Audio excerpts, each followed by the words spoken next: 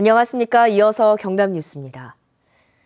아파트 주민들끼리 혹은 주민들과 관리사무소 간의 갈등이 곳곳에서 일어나고 있습니다. 폭행이나 폭언으로 주민과 관리사무소 사이에 7건에 이르는 고소를 주고받은 아파트도 있습니다. 김준원 기자입니다. 800여 가구가 살고 있는 창원의 한 아파트입니다. 최근 이 아파트 주민들은 입주자 대표의 회장이 공금을 횡령했다며 경찰에 진정서를 제출했습니다.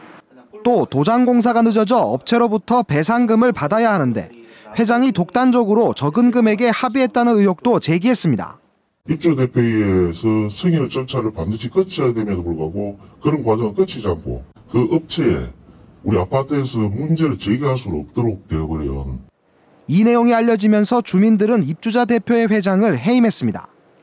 하지만 회장은 진정서를 제출한 동대표들을 명예훼손 혐의로 고소했습니다. 그거 다 거짓이에요. 부결된 변호사 사가지고 변호사도 맡기는 거고 그랬는데 그 협상안이 통과가 됐단 말입니다. 찬성 교수님 2명 반대. 창원의 또 다른 아파트에서는 동대표 선거 공고문을 붙일 때 누구에게 허락을 받아야 하는지를 놓고 다툼이 벌어졌습니다. 이때 입주민과 관리소장 사이에 폭언과 폭행이 벌어지면서 서로 7건에 이르는 고소를 주고받았습니다.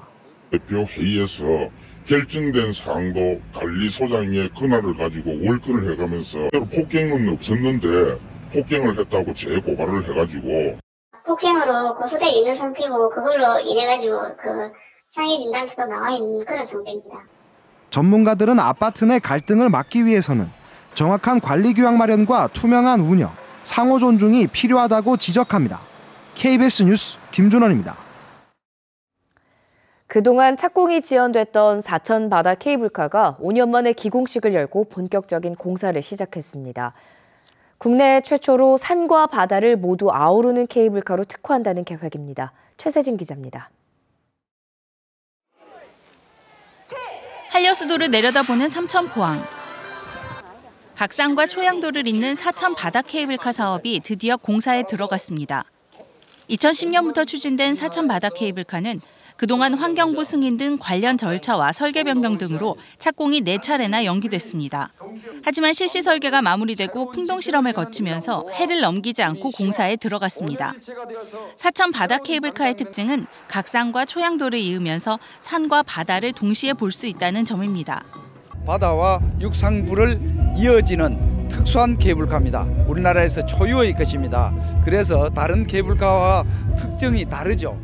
대방 정류장에서 초양 정류장, 각산 정류장까지 2.43km 길이에 자동 순환 2선식 방식으로 1시간에 최대 1,200명의 인원을 수송할 수 있습니다.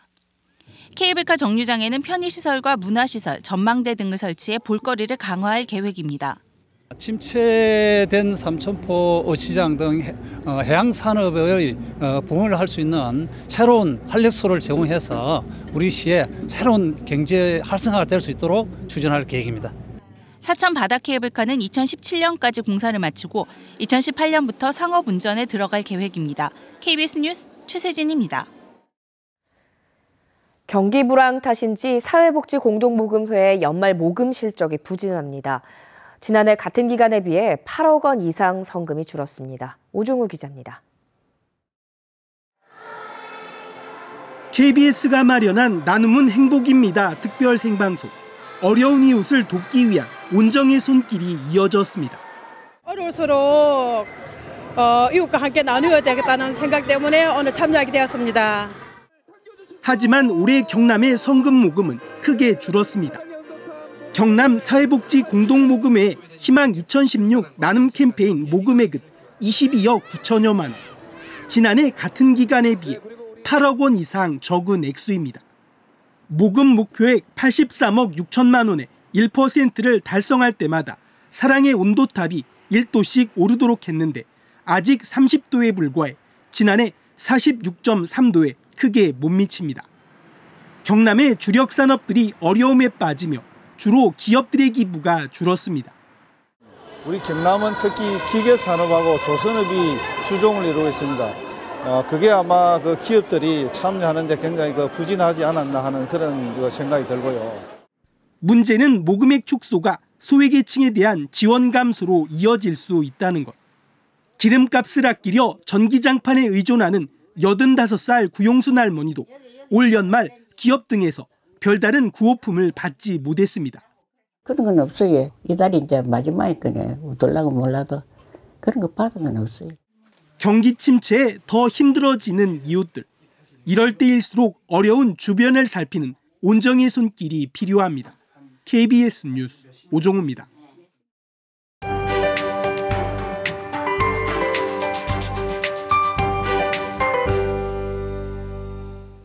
출근하실 때 우산 꼭 챙기셔야겠습니다. 현재 내륙을 중심으로 비가 지나고 있는데요.